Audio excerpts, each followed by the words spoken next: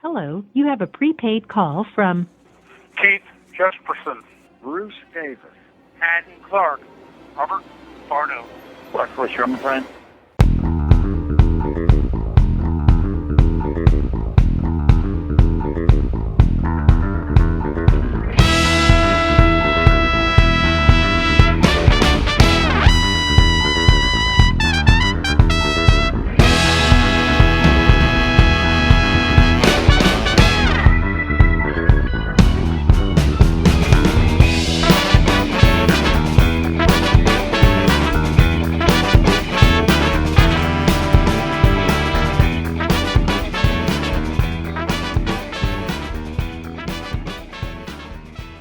Hey, everybody, welcome to the lighter side of serial killers. I am your host, Keith Rovere. Thanks for tuning in. This is our first video podcast. If you follow along, you know the audio podcast has been out for a while, having some of the most infamous people from Keith Jesperson, Wayne Adam Ford, Robert Bardo, Dana Gray, a whole host of people, criminologists and authors. And we have a lot more to come. We're going to keep continuing with the audio podcast. But if you've been following the news, you've probably seen my face in the news or read about me. It's the Long Island serial killer suspect Rex Heuermann has a new pen pal, the happy face killer Keith Jesperson, who's been on the podcast countless times. The logo for the podcast is right behind me. That is Keith Jesperson's Melting Mickey. Again, it's the logo. Yeah, I have a few of them. If you are a true crime memorabilia collector, I'm sure you've seen it out there, along with countless pieces of his. Keith had asked me for Rex's address. He has written numerous serial killers over the years.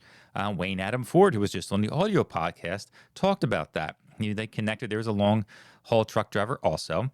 He's written Arthur Shawcross, a few others, Charles Manson, and he wanted to write Rex to kind of give him a heads up about what's coming up for him, what to expect. Encouraged him just to plead guilty, just so you can get on with your life in prison. It's a lot easier in prison than it is in jail. You can kind of settle in, get a job. It's going to be a little rough for anybody with a notoriety coming in. You're probably going to be a target, and he kind of gave him a heads up about that. Well, Keith didn't have a new victim, but one of his victims was never identified. It was a woman out of Florida. Well, about a month ago, she finally was. So he was getting interviewed by the people, and people from Florida came up to Oregon, interviewed him there. And one of the women there had a body camera, and they asked his permission if they can upload it to some of the meeting. He said yes. Well, part of that video, towards the end, he talked about how Rex wrote him back. It was about the same time that I released the letter that Rex wrote him, because Keith sent me the letter. So basically, it all went viral, at least in that true crime aspect of the news. Now, why did Keith send me the letter? I talked a little bit about this. I was on Inside Edition, Nancy Grace, The Independent, DailyMail.com, Fox News, every major organization I've been on, whether it's an article, a video interview. I got more to come. So that's been pretty cool. That's kind of another reason why I started this podcast. Strike while the iron's hot, so to speak. Everybody asks me, why don't I have a video podcast? Well, you know what? Why not? Why not start one? Well, one of the reasons Keith sent me the letter, one, for safekeeping, because he really liked that Charles Manson letter. One, of course, he figured it was valuable, but someone stole it out of his house. Now, his house is what they call a cell, if you don't know. So part for safekeeping. Now, we have a relationship. We've known each other for many years now. He trusts me enough to hold on to that letter. He gave it to me, but I'm not going to do anything silly with it. And the other reason is I was going to be on the Dateline NBC special on Rex Heuermann. It was released, I think it was last week, on Dateline NBC. Great special. One of the producers, who was a fan of the podcast, knew about the letter I talked about, although I didn't have it yet. At the last minute, they decided to not have me part of the show. They didn't want to take anything away from the victims, which is perfectly understandable. That's kind of what the show was about, was highlighting the victims, rightfully so. Well, I told Keith about that, and he wasn't really happy. Not that he was furious or anything, but he thought that wasn't the reason. He thought the reason was they thought he was lying, that he didn't have the letter. So in the letter that he wrote me, and in the envelope, when he sent me the letter, he said that. He's like, well, now you can go tell the producers that it's true, that I wasn't lying. Because early on, when Keith first got arrested, he did say a lot of lies. Now, two people claimed responsibility for one of his victims. That's kind of what led to him writing little happy faces on the end of his letters, which he still to this day, he don't even remember doing, which is the funny part about it. And when the reporters picked up on that and they started calling him the happy face killer, he doesn't remember doing it. It wasn't something he started out to do. So anyway, that's why he sent me the letter. And obviously, it's going viral all over the place, which is kind of funny. But I decided to bring in a new platform, step it up a notch a little bit, a little more eyes on my product, so to speak. Now, what is my product? This is one of the reasons I released the letter myself. Not to put eyes on me as a human being, so to speak, but what I stand for and what I do. Now, the lighter side of serial killers is the name of the show. Now, there's plenty of podcasts out there that talk about crimes, unsolved cases, and most of them are good, but there's just so many. I want to do something different. So I have serial killers and violent offenders call me directly from prison for the show. Not just the blood and guts of everything. Some people do. Talk about the crimes, the murders, disposing of the bodies, and some of the blood and guts, so to speak. But my platform is to promote positive reinforcement in prison facilities. We know the recidivism rate here in America, the odds that someone's going to reoffend when they get out, especially between 3 and 5 years, is over 70%. That's not good. Part of the reason is when they do get arrested and go to prison, it's not rehabilitation. The penalty is you lose your freedom. That's it. You lose your freedom. When you get to prison, now we need to rehabilitate you to send you back out to society, a changed person, be a productive member of society. It's not the case. Some of it's torturous conditions. Now, I can understand people who are a victim of a violent offender or a family member, or hey, I want these people punished. You should see Nancy Grace's face when they say, what I do. I understand it and I get that. I would just make the counterpoint. The person released, what if they were your neighbor? And they're going to get out through 2 or 3 times the monster they were when they went in. You got little kids walking back and forth to the school bus knowing you have an extremely violent offender. Or do you want the person who knows rehabilitation, who knows kindness, love, and compassion, holds a job now, has got off drugs, is out of the gang? At a local level, in this Philadelphia, South Jersey area that I live in, I've been doing it for over 30 years. I see one-on-one with showing kindness to people who don't deserve it. But I can see them getting education, getting jobs. Now they can turn around, they can help other people. So I've seen it work, how positive reinforcement works. One of my books, The Story of You, that's YU, of Yu Masaki. Part of it is not just his story, not just brain abnormalities causing people to do violent things, but the Norway prison system. Now, they have just as many violent offenders as we do, but their recidivism rate is now below 20% because they get it. They have a reward-based system, especially with those with psychopathy. They're not deterred by fear. They don't have the ability to feel fear. But reward, positive reinforcement, does deter them. So we're seeing certain things work. So that's what they practice up there. People from the local, all the local jobs in the areas, the businesses, they come to the prison to help teach. So when they come out, they do have a job. They cook their own food, no locks on the door. Yeah, maybe they have solitary confinement. Don't get me wrong. It's not a Club Med up there. But the guards are focused more on communication than violence, than flipping the cells, destroying personal property, pissing them off even more than they already are. North Dakota in America has adopted this system. Yes, they're not gangland America, but they have dropped 30% in the recidivism rate. They are the lowest in the country. Oregon, California is starting to adopt this slowly but surely. So the lighter side is to focus on those positive things, to bring awareness. So one of the reasons I released the letter is I know it was going to get notoriety. I know it was going to get a little bit of press. I didn't think it was going to get that much, but great. So eyes are on me for that reason, not because I'm a prideful person. I am a prideful person, but not just for me, but promote what I promote, positive reinforcement in prison systems. Through my personal relationship with David Berkowitz, Charles Tex Watson, Dana Gray. You can go to their websites, especially David Berkowitz. He just sent me a stack of pamphlets. His transformation from the son of Sam to the son of Hope. What worked in his life. Charles Tex Watson. Their websites have, you hear testimonies of how many people they have changed just by them changing. So that's, even though they're not getting out of prison, they can still reach people for positive change.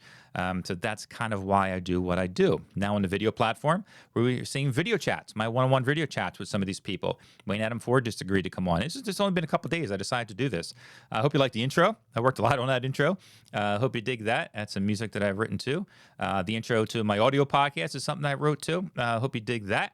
And so it's going to be a new venture. We'll see how it goes. I hope you guys are going to enjoy the ride. I think there'd be something for everybody. And we got the blood and guts of things. And we're going to hear from Susan Monica. Now, I don't know about you. I go down rabbit holes all the time on YouTube, especially in the true. I'm a true crime fanatic as it is. But like the police interrogation videos, oh man, I can watch them all night. Right? Well, I saw Susan Monica on there, nicknamed the Pig Lady, and just see how she went from denying everything to admitting certain things. Is she telling the truth, not telling the truth? And we're going to get into that. And then there's a documentary about her, which came out tremendous, very well done documentary. Probably a few of them, even a movie. Now, it was a very low budget movie. It's called The Pig Lady. It's still enjoyable, not exactly Quentin Tarantino quality, but it's still a fun watch. It wasn't really accurate, but it was still a fun little watch. So we're going to be talking to her in just a second. I just want to kind of set the foundation of what my show is about, why I do what I do. Hopefully I stand out a little bit more than all the other shows. Again, everything's enjoyable. It's all fun. We're one big true crime family. I hope I just be a part of it. Hope you accept me in the video format, not just the audio format. I hope you dig it. So without further ado, let's hear from Susan Monica. Hey. Hi, Keith. Hey, I can hear you. Oh, that's good. Ah, perfect. Last night it was like I was in I have a music studio. Hey, friend. Oh, And the static was so bad I couldn't hear anything, but can you hear me okay? yeah, I hear you fine. Oh, good. How are you? It's good to see you. Oh, yeah. Yeah, I'm doing okay. Good. You look good. Oh, thank you. Good. How's your week going? That was one of the girls on the unit. They want to know what the heck's going on with you. Ah. That's funny. No, what I do, I've written and talked to people for maybe the past 10 years. I just like to write to encourage people, to keep their head up, to keep smiling. Obviously, prison's not a fun place, and I don't know, how many friends and family people have to write to and talk to. So that's what I just like to write, encourage people. Yeah. Or I'll see somebody on the news, and I saw you on the news. I think it was a documentary about you. And I was like, oh, I got to say hello. Well, about 10% of what you heard was true. That's why I'd rather build relationships with people myself, and talk to them. The little bit that I do know about you, you love animals. So right away, you already won me over from having a farm. I grew up on a farm myself. I grew up on a horse ranch. And we had a couple animals, mostly horses that we had. And did you have anything? I know you had obviously. I thought you said you. Mm-hmm. You said you worked at a pig ranch. No, me. It was just horses with me. You? Yeah. Now we had like friends and neighbors, and they had pigs. They raised pigs. They have goats and other farms themselves. I have a couple of friends who had little potbelly pigs. That's probably their favorite to have. It's like little animals and pets they bring into the house now, and until they get real big, then they kind of know what to do with them. But is that what you just had? Did you have anything else besides pigs? Did you have any other animals? Yeah, I had goats and sheep. Oh, did? Oh, wow. and then I got one llama. Wow, that's cool. Yeah, funny little story. I had firewood, and this one guy brought his boy by every once in a while with him when he went to buy the firewood. Mm-hmm. And he looked at my big Nubian goat, and he goes, "Horsey, horsey." Oh, that's great. So I'd put him on my big goat there, and I'd walk him around for a minute. Mm-hmm. Oh, that's great. He was just happy as hell. Now, did you have? I couldn't see. I saw a couple of pictures of your farm. Did you have neighbors? Like my neighbors are pretty far away. Oh yeah. Mm-hmm. How much land did you have? That's actually how I ended up with goats. I mean, how I ended up with the pigs. Okay. But I didn't plan on pigs, and then my neighbor wanted to go in with a couple of pigs, and so I was talking with her, and I decided that I'd go ahead and raise them on my property, and she would go ahead and just bring me food and pay for some food and stuff. Okay. Oh, that's cool. And then when we finally got around to butchering them, Mm-hmm. I had a guy come out, kill them, and take the meat away. Mm-hmm. And a week and a half or so later,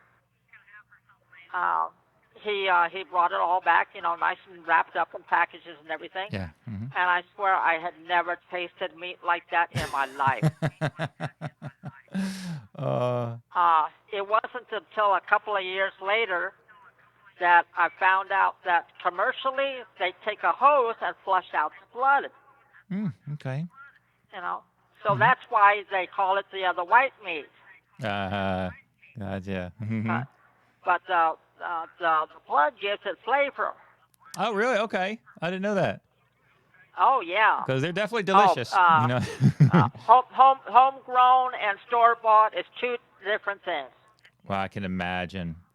Well, even it's amazing. Even as something like chicken egg, like eggs. I started maybe a couple years ago having farm fresh only eggs. They're brighter. The shell is so much harder. They don't break as easy. They taste better. They're expensive, but I'm starting. There's a place called Whole Foods, a supermarket, where it's mostly that. Yeah. None of this stuff to it. I mean, they're expensive, but that's mostly where I shop now. The meat's fresh. Everything's just fresher. I would have a problem. Like if I had pigs or anything else to raise, I just fall in love with them. I wouldn't be able to kill them, eat them. Yeah. That's probably the hardest part. Did you ever have any you were just too fond of to send away? All of them. I have a very hard time killing anything. Yeah. I definitely have. I would have a hard time doing it. I mean, it has to be done. I mean, that's how the world go around, I guess. But there was a guy. You've heard of the chef Gordon Ramsay, right? The famous chef. Have you heard of him? Oh yeah. Well, he did that. Yeah. He raised pigs. He had a whole show on it. And he would feed them beer, to flavor them up, like cherry-flavored drinks, cherry-flavored beer, and other drinks. So he swore he could taste the difference. Like when he raised them, it's just the way he was fattening them up, so to speak, but with specific flavors. And he said he can actually taste the flavor of one pig a little different than another by what they were drinking and what they was putting into the body. So I guess everything makes a difference when you're raising them, for sure, but food and drink and everything else. Well, there was a dairy in Medford, and I could go down there. I signed a little piece of paper that I was giving milk to my pigs. Okay. And I could go down there and get 20, 30, 40 gallons of milk. Wow. When I went into town, I just stopped by. Mm-hmm. Wow. And you know how when you pour out something, if you pour it out slow, it keeps coming out. But if you try to pour it out fast, it goes bloop bloop. Yeah. Uh-huh. Yeah. Mm-hmm. My big bore, I could pour it out slowly, and he would drink 2 or 3 gallons. Wow. It was, it kind of go over everywhere, but most of it went in his mouth, and he would drink 2 or 3 gallons. How much did they weigh? At full size, like a big healthy one. How much did they weigh about? Well, that's kind of a weird story too. Like I say, I have a hard time killing anything. Sure. Mm-hmm. My big boar, he got too big for my girls. Mm-hmm. My girls weighed 300 and 400 pounds. Mm. So I went out, I bought another boar, but I kept feeding him. And when it finally got too outrageous, I guess, he weighed 940 pounds. No way. No way. Wow. I would love to see that. I had, my hams were 45 pounds. Wow. Oh, I didn't think that was possible. 45-pound ham. That'll feed the whole neighborhood. Oh yes, I did that a lot. Oh, that's tremendous. That's good. I gave away small pieces of meat all the time. Mm-hmm. Oh, that's and good. I'd sell the larger pieces for a third of what they, cost in a grocery store. Okay. So, Is that mostly? and I work for a thing for the Gleaners, and I'd go down, pick up food, and take it out to people all the time. Oh, nice, nice. Oh, definitely nice. Yeah. Oh, for sure. So I'm always trying to help people. Oh, that's good. That's wonderful. It's kind of that's what I try Yeah. to do locally, or it's Yeah. talking to people on the phone or writing them and all. Oh, that's awesome. That's wonderful. And I was reading too whether Yeah. you were actually in the military, weren't you in the Navy when you were younger? Yeah. Right before you got there. Now, how'd you go from the Navy to the ranch, or how'd you come upon the ranch there? Did you just build it, or you just have the land? No, I just bought bare land, and I fixed it up. My father was a carpenter and a contractor, Mhm. and so I grew up. I knew up just about everything that you know, Mm. and so one of my first boyfriends, he was a mechanic, Mhm. and he taught me how to work on cars a little bit. Mhm. And then his partner was a welder, and his partner taught me how to weld. Okay. Now, did you build that yourself, like the house and everything else from the land, or do you have other people did, or you're saying you did that yourself, you and some friends and boyfriends? Oh no, I had three people staying on my property with me. Mm-hmm. They didn't have any place to stay, so that's it. And you said you built yourself the like the house and the barns. You guys did, or did you hire all that stuff? I was working on the house. Mm-hmm. But I put up a 4,000-foot barn. Wow. So all metal, all metal barn. That's amazing. Yeah. How long did it take you to do that? Yeah. Oh, that didn't take very long at all. Really? Most of the time was spent leveling the ground Oh, okay. and then compacting some rock over the top. Yeah. And then I went ahead and hired a couple.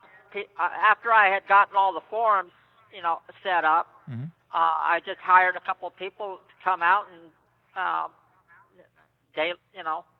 well, not a day. It was a couple hours later it was done. Wow. That's amazing. So then I just waited a week and put up all the steel. Oh, that's amazing there. That is so satisfactory doing that yourself. That's amazing. I could never even think about doing that. That's amazing. Definitely amazing that you did. Yeah. For sure. Well, that's why I say I grew up doing that. Well, saved you a lot of money. That's for sure. A heck of a lot of money. I'm not getting much money now. Well, unfortunately, yeah. Mm-hmm. So how you making out in there? You said obviously you got. I get. What's that? I get $43 a month. Oh.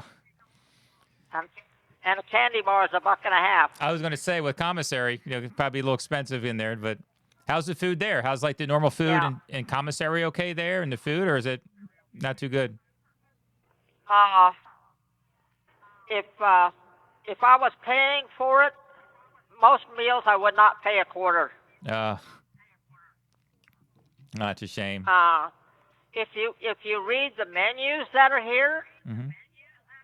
their food is just fantastic. Mm. But it's all a publicity stunt. Oh, really? Oh, that's sad. What you actually get, they call meat wads. Oh. Doesn't sound good at all. I don't think good. It's little meatballs. It's never it's never real pieces of meat. So you're saying Gordon Ramsay's not back there And cooking then, for you? Oh God, no. That's horrible. They also for Thanksgiving we had real turkey. Oh, okay, that's good.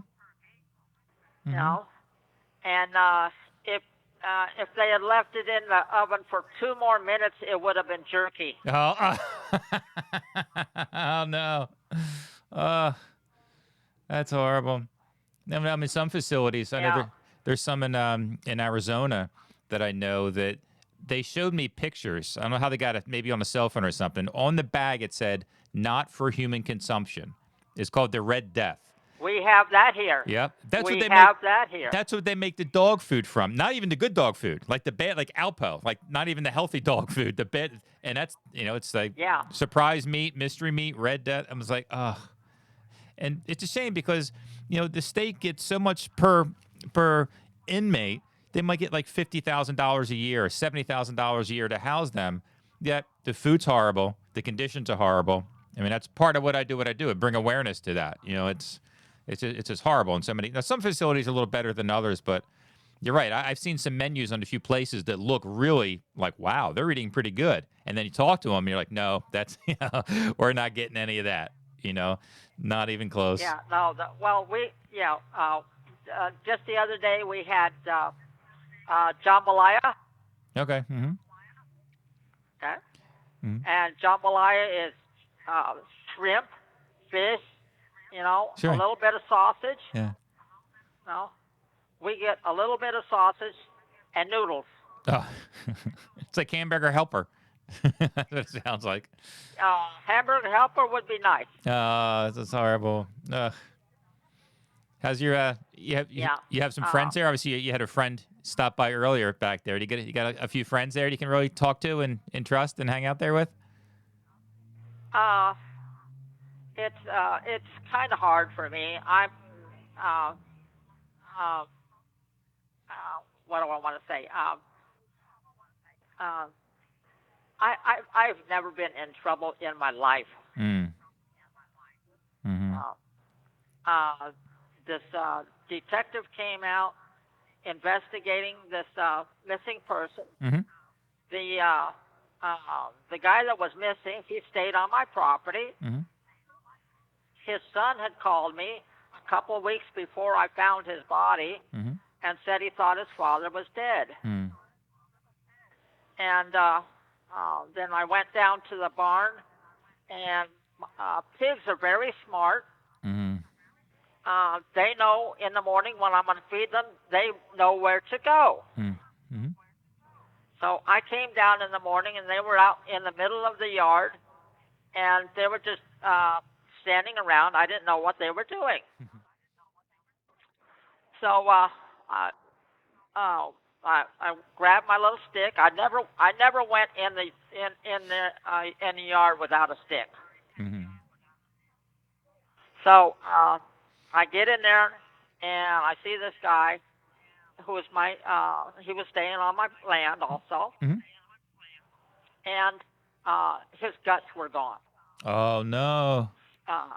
I didn't know it, but I learned later that after you're dead, you can still make noises when you're being moved around. Okay, I guess. Yeah. Mm-hmm. Yeah. I had one person in here that used to be a coroner's assistant, Oh, okay.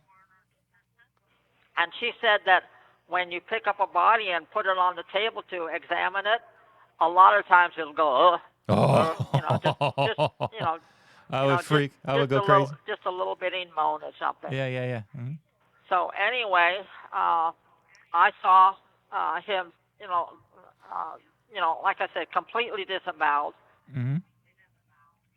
And I heard this little moan, so I went and got my rifle and I shot him, Mm-hmm. put him out of his misery. Sure. Mm-hmm. And so then, like I say, I learned later that he might have been dead for 2 or 3 hours. Wow. Mm. But I could not get my lawyer to say any of this, Mm-hmm. and here I am. Yeah, that's a shame. Definitely a shame. That must have Yeah. been a horrible situation for you too. You had to handle that and to go. Yeah. Mm-hmm. Now, what happened? What happened? Well, it wasn't from him. That was actually the second person that was supposed to have murdered. Mm-hmm. Mm-hmm. But the first one, Stephen Delacino, Mm-hmm. he was a good friend for over 10 years. And he went ahead. He was a very well-functioning alcoholic. Was he one with the dog? And He had the dog there, right? the friend that he was staying with died, Mhm. and he went ahead and he decided to leave, and He's the one who left the dog he had behind, taken a right? rifle from me. He left the dog Huh? behind, right? He's the one with the dog. You wanted to watch the dog for you, or you watched the dog for him? No, that was yeah, Okay. Hmm. but that was the other one. Yeah. Okay. But yeah, he went ahead and I asked him about the rifle that he stole, and he went ballistic and attacked me. Mm. He beat me so bad that he hit my right breast with the butt of a rifle and busted my breast implant. Oh. That cost me $8,914. Oh. To the penny. To the penny. Oh, Yeah, that's yeah. horrible. I remember that number. I've said it so many times. Yeah. Mm-hmm. But yeah, and then my lawyer just could not say self-defense. Mm. Uh, Yeah. I found out later that this guy called her, and along with his wife, okay, told my lawyer that the shotgun that I was supposed to use, he forged my signature, and the lawyer won't do anything about it. Oh. She knew the evidence. She knew the evidence was false. Mm. What was when you first got there? Anyway, I'm sorry. my case is in the federal district court now. Oh, it's still in there. And Okay. It's pro se. Oh, is that okay? Yeah. Now is that like Yeah. something like for like an appeal, or are The they next looking time at some? I want to see a lawyer, it's going to be a lawsuit lawyer. Mm. Is that like the appeal process, or is that just something different? No, that will be after. After, okay. Mm-hmm. Yeah. Is that something The ongoing? state owes me $3 million right now. That's without the suits. Mm. And how's everything going there? Is it as far as do you have like dates for anything, or is it ongoing now? It's just going slow. Yeah, that's what I hear. It usually does stuff like that. Usually does go slow, from what I hear. Mm-hmm. Yeah. When I first got here, I thought I'd be here 6 or 8 months, and now it's 8.5 years. It's been that long already? Wow. Mm. Yeah. Well, how you holding up? You staying strong and healthy? Yeah, I'm strong and healthy. I take a lot of vitamins, which uses about 90% of my $43. Oh, yeah. But it's good though. You need them. So I'm not a lot of candy bars. Yeah. No. And they said you have. No, do you have? Your facility? Do you have? Where you're living at? Is it like by yourself? Is it more of a dorm, or do you have a roommate, or how does that work there?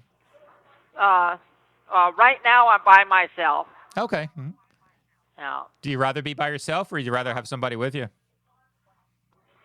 I like being by myself, but every once in a while I'll be watching TV and I'll want to laugh, and have somebody laugh with me. Yeah. What kind of shows you've been watching? What kind of shows do you like to watch? The choice here is very minimal. I like watching the westerns because most of them I saw, but I saw them 30 years ago. Yeah, yeah. Mm-hmm. Can't go wrong with them. Everything else, all the newer programs, they repeat them twice a month. Gotcha. Mm-hmm. Sometimes 3 times a day. Yeah. Do you have stuff on your tablet? Like, do you put like a music or an app or anything for the tablet that gives you anything to do? No, not really. Yeah. Okay. Mm-hmm. Any other? Do you have like any programs to get involved with there, or anything to kind of keep you busy aside from the normal stuff? I go down to the library and I work on my case. That's about it. Yeah. Mm-hmm. I would say, A couple times a day, I try to go outside and walk around a mile. oh, good. That's good. Mm-hmm. Yeah. Definitely good. You said a couple people there to talk to. You get a couple friends there. That's my big problem. Everybody in here is so illiterate. Oh no. Oh, Yeah. yeah, that's definitely tough. I'm fairly well read. I have dyslexia, Mm-hmm. but I'm fairly well read, Mm-hmm. and I've had girls in here don't even know how to read a clock. Oh. They grew up digital. Yeah, I guess in that age group. So you yeah. look at a regular clock, they don't know what it is. Yeah, it's true. There was a video. I don't get Well, about it. we only got a minute left, I guess. Oh yeah, there was a quick video. A guy once had his son the old rotary phone. He's like, it really worked. Yeah. He's I'll give you 2 minutes to try to dial a number. He could not figure out how to dial the number. So that's where we're living at now. That's the generation. Yeah. Well, it's good talking to you. We definitely got to do it again. Okay. All right. I hope you enjoyed our conversation with Susan Monica. I'm sure we'll have her on again. She already said she's willing to, so that's cool.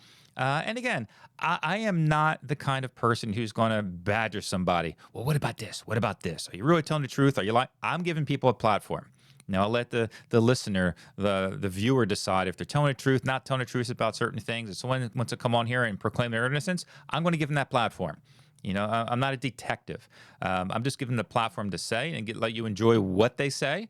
And you can determine yourself. You think somebody's truthful or they're hiding something. Oh, man, I really believe them.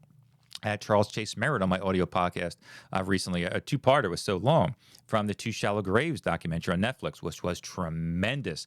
There's a lot of doubt of whether people think he did it. It's split right down the middle. I think more people think he didn't do it than did do it. You know, I got like 100,000 views, and it's just tremendous of what people think is the truth or not. You know, our prison system, or I'm sorry, our court systems. I mean, it's not like they put everything on the table and let the jury decide. It's about what part of the truth they're going to try to hide so they can victim. And it's the best system in America, but it's shady if you've seen that documentary. So I hope you enjoyed Susan Monica. I'm going to have a lot more coming up. And thanks so much for tuning in. I hope you stay with us for all future episodes. And until next time, see ya.